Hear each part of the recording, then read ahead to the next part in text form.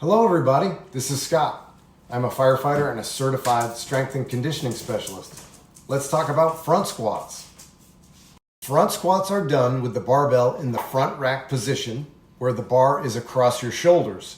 This bar placement further forward than with a back squat brings your knees forward, your hips forward, and your torso more upright than with a back squat.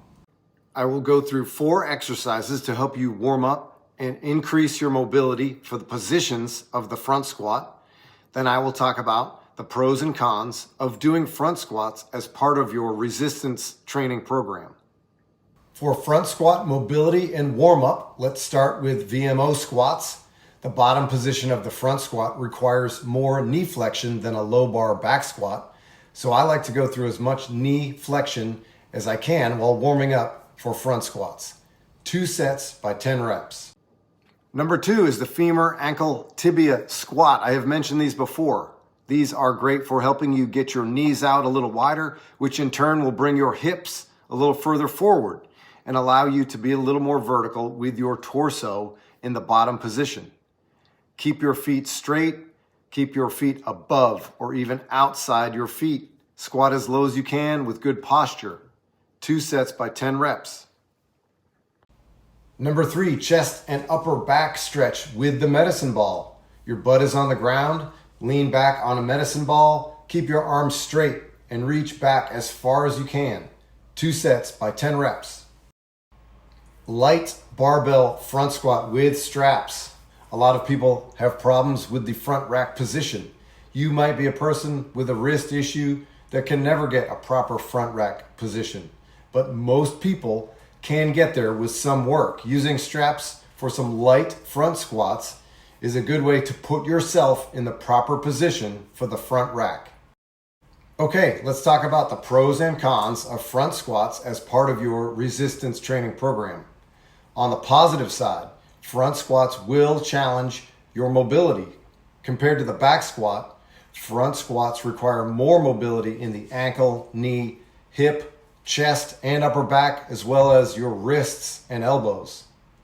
Secondly, front squats are a great strength builder. They put more work on your quads than back squats do. Your knees are further forward in relation to your center of gravity than with back squats, and your knees are more flexed than they would be in a back squat. So the quads are having to do a lot of work to stand up from the bottom position of the front squat. I will say for clarity that some people, especially Olympic lifters, work toward having a similar bottom position between back and front squats. But for the vast majority of people, their bottom position is very different from back squat to front squat. Also, your upper back does a lot of work maintaining that front rack position. For the first several years that I front squatted, my upper back was the weak link. As I would fatigue doing a set of front squats, my elbows would start to drop and my upper back wanted to round before my legs would fail. It took several years for my upper back and the strength required to maintain that front rack position were able to catch up to my legs. And front squats translate really well to Olympic weightlifting. The bottom position of a clean and the bottom position of a front squat are the same. What is the downside to front squats? To me, there is no downside, but the thing that turns people off to front squats is that they don't initially have the mobility required to hit the positions, so they are unable to go heavy and get stronger in the beginning. Or if they do try and go heavy right away, they are moving poorly.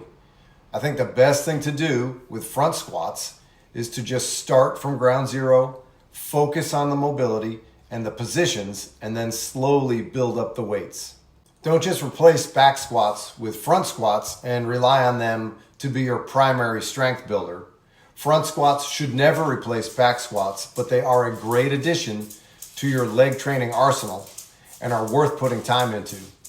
There are a lot of different numbers out there, but if mobility and movement quality are equal, front squatting about 80% of your top back squat is a good goal.